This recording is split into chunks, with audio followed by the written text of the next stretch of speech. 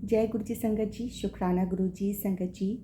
आज जो हम डिवाइन बुक दिव्य आभा का सत्संग रीड करेंगे, पढ़ेंगे, सुनेंगे और जानेंगे कि गुरु जी ने अपनी संगत के ऊपर हम अभी तक समझते और सुनते चले आ रहे हैं कि गुरु जी किस तरह से अपनी संगत के ऊपर अपनी ब्लेसिंग्स देते थे, अपनी कृपा करते हैं।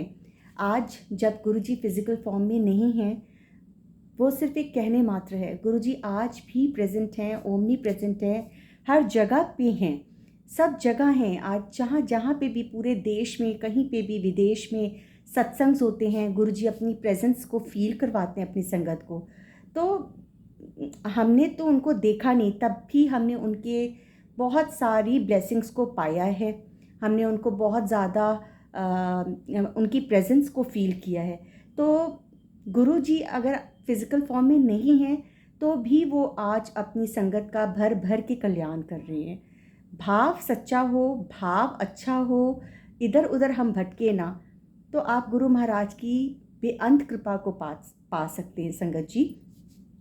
अपने विश्वास को बस हम पक्का रखें। गुरु जी तो हमें देने ही आए हैं, उनको हमसे कुछ नहीं चाहिए। उनको हमसे बस हमारे अच्छे भाव, सच्चे भाव, नेक भाव चाहिए, हमारे अच्छे कर्म हों। हम गुरु जी की संगत हैं, हम उस राह पे चलें, उस रास्ते पे चलें। फिर देखें गुरु जी कैसे आपको नज़ारे दिखाते हैं। आप अपने पर्सनल जो भी आपके अनुभव हैं, पर्सनल जो भी आपके एक्सपीरियंसेस हैं, उसको साझा करिए और संगत के साथ और लोगों के साथ और भी लोगों को गुरु महाराज की संगत बनाएं। जब आप गुरु महिमा का गुणगान करते हैं, अपने गुरु की कृपा जो आपके ऊपर हुई है उसका जिक्र और लोगों के साथ करते हैं, वो सत्संग आप और लोगों के साथ करते हैं, तो जब आप अपने पर्सनल एक्सपीरियंस साझा करते हैं ना, तो लोगों को भी लगता है कि हाँ, हम भी गुरु जी के साथ जुड़ें। क्योंकि ये एक ऐसा दर है संगत जी जहाँ पे कोई मतलब हमें कुछ देना ही नहीं है। हम सादा एक कुर्सी लगाएं, एक दिया जलाएं, कुछ फूल रखें और बस अपने सच्चे भाव के साथ शब्द गुरबानी का रसपान करें। गुरु जी को वो बहुत सादगी बहुत पसंद। तो हमें ज़्यादा कुछ दिखाने और दिखावे की और आडंबर करने की ज़रूरत ही नहीं है।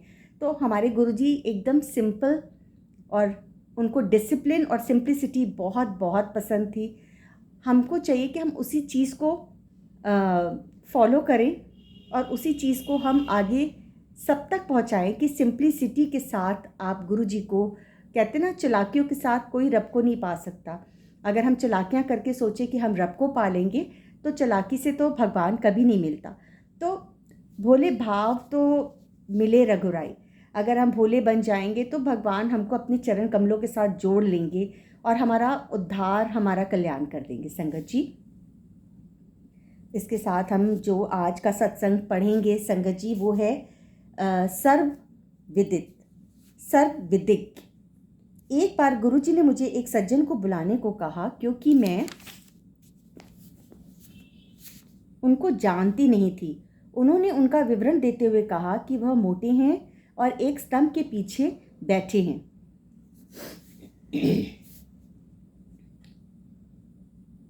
वह गुरुजी के स्थान से दृष्टिगोचर नहीं थे। जाते हुए मैं सोच रही थी कि मात्र इन दो सूत्रों से उनका पता कैसे लगेगा। वहाँ पहुँचने पर मुझे एक ही मोटे सज्जन मिले जिनका मैंने गुरुजी को जिनको कि मैंने गुरुजी का संदेश दे दिया। बस उनको एक ही मोटे व्यक्ति मिले जिनको कि उन्होंने संदेश, मैसेज गुरुजी का दे दिया। और इससे स्पष्ट होता है कि गुरुजी की दृष्टि कहाँ तक जा सकती है। यदि गुरुजी चाहें तो वह आपका भूत बता सकते हैं, वर्तमान में इस समय पृथ्वी पर कहाँ क्या हो रहा है और भविष्य में क्या होगा, इन सब का वृतांत दे सकते हैं। गुरुजी चाहे तो सब कुछ बता सकते हैं कि हम क्या क्या करके आए हैं, क्या हम कर रहे हैं, क्या हम सोच रहे हैं। गुरुजी सर्व ज्ञाता हैं, सब कुछ जानने वाले हैं। जब मेरे बच्चे, एक पुत्र व एक पुत्री, स्कूल में ही थे, गुरुजी ने एक दिन बातों बातों में कह दिया था कि वह सीमेंस में कार्यरत होंगे। उस समय उस कथन पर विश्वास करना कठिन था, परंतु 6 वर्ष पश्चात ऐसा ही हुआ। इसी प्रकार गुरुजी ने 2000 में मुझे बताया कि मेरी बेटी का विवाह 2005 में होगा और उसका विवाह वास्तव में 30 अप्रैल 2005 को हुआ।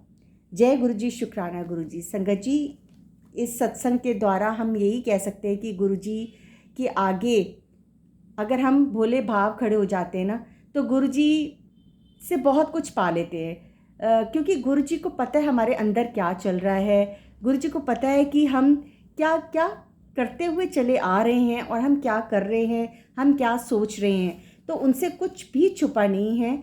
बस हम अपने सच्चे भाव से अपने महाराज के चरण कमलों के साथ जुड़ें और बहुत बहुत उनकी ब्लेसिंग्स को पा सकते हैं। गुरुजी हम सबको ब्लेस करें, हम सबका कल्याण करें। जय गुरुजी संगत जी, शुक्राना गुरुजी।